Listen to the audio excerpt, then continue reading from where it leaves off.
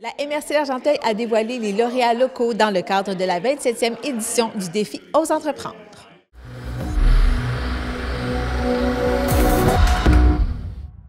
C'est une compétition à l'échelle du Québec qui permet de mettre en lumière des entreprises, des nouvelles, des anciennes. La commissaire au développement économique de la MRC d'Argenteuil a donné plus de détails sur ce défi. Le défi Ose entreprendre, c'est un concours à l'échelle nationale pour mettre en lumière des entreprises dans diverses catégories. Donc, on en a pour les nouvelles entreprises, on en a pour celles qui font un effort de consommer et s'approvisionner localement, et d'autres pour souligner ceux qui sont encore en affaires plusieurs années après leur nomination au défi. Donc, en gros, c'est un événement récurrent chaque année pour mettre en lumière la communauté entrepreneuriale québécoise. Vous aviez reçu combien de candidatures? On en a reçu 5. On a eu 5 dossiers complétés dans le portail cette année.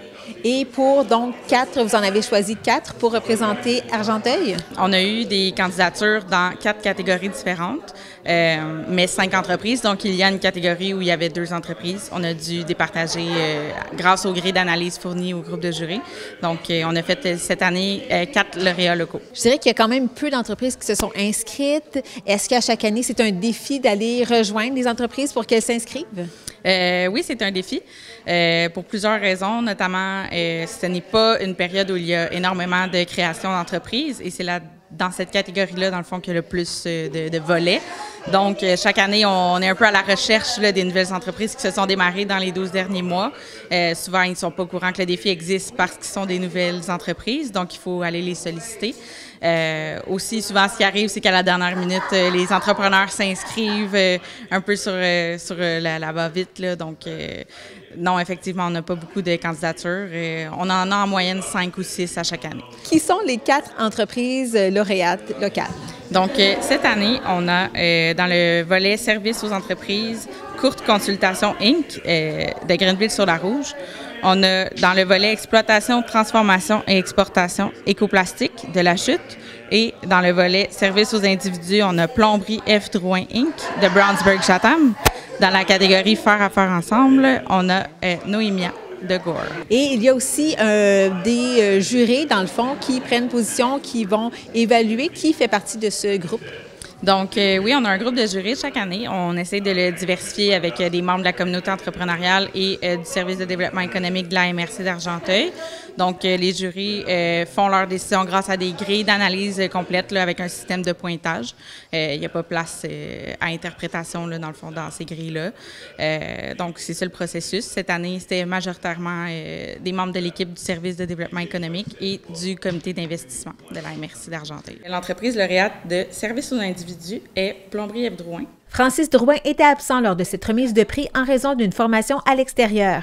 Les 3 autres lauréats locaux ont raconté comment leur entreprise a vu le jour. J'ai commencé au mois de janvier officiellement. Dans le fond, moi, j'ai habité au Nunavik pendant 3 ans. J'étais gestionnaire de projet pour l'OMHK, donc l'Office d'habitation municipale du Québec, donc qui est en charge de 98% des logements au Nunavik qui sont pour la communauté inuit. Donc, j'ai travaillé dans ce domaine-là. Je suis revenue à Grenville-sur-la-Rouge récemment et j'ai vraiment vu une possibilité d'offrir des services de meilleure qualité pour répondre aux besoins réels des Inuits. Il y a vraiment une demande à ce niveau-là. Je pense qu'il y a une amélioration possible au niveau de la gestion de projet, de l'approvisionnement de matériaux, puis simplement les matériaux choisis afin d'améliorer la qualité de vie. Donc, et mon objectif, c'est de redonner le Nord aux Inuits. Ça existe depuis quelques années à temps partiel. Là, depuis 1 an, c'est à temps complet.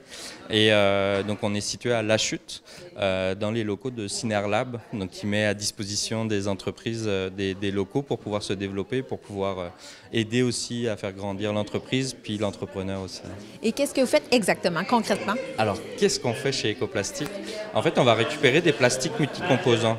Quand je parle de plastiques multicomposants, c'est ce qu'on va retrouver retrouver dans les tubes de cosmétiques, les tubes de pâte à dents, les poches alimentaires comme des sacs de chips, mais aussi des rebuts industriels, avec des machines à injection qui veulent faire des mélanges de plastique. Souvent, ces plastiques-là vont se retrouver à l'enfouissement ou à l'incinération. L'idée, c'est de récupérer ces plastiques-là, de les broyer et de les transformer en produits qui vont être 100% recyclés à partir de ces plastiques-là et 100% recyclables. Donc ces produits-là, ils peuvent servir dans la fabrication de bancs de parc, de mobilier extérieur, de tuteurs pour des plantes. Et donc, arrivé en fin de vie, ces produits-là, on va pouvoir les recycler, donc les rebroyer et les repasser dans la machine pour faire des nouveaux produits. Ça fait combien de temps que ça existe, donc, que vous avez créé votre entreprise? Oui, 2008, ça fait longtemps. J'ai eu un petit pivot vers le vêtement. Au départ, c'était une espèce de bijoux un peu sculpturaux.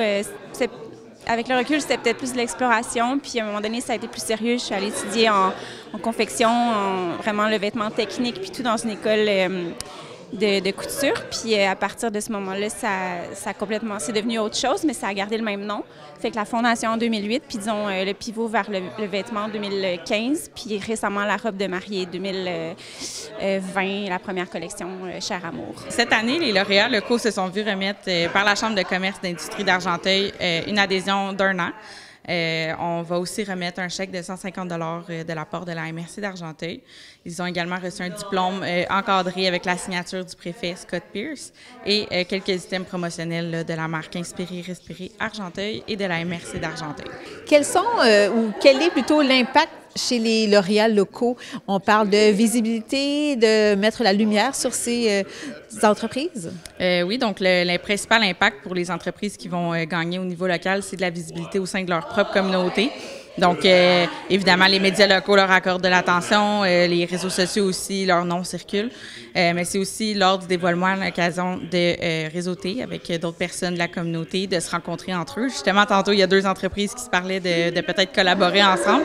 Donc, principalement, c'est pour le réseautage et la visibilité. Le gala régional du défi Ose entreprendre 2025 a eu lieu le 24 avril dernier à Mirabel. Pour connaître les lauréats qui représenteront les Laurentides lors de la finale provinciale en juin, visitez le site Internet oseentreprendre.québec.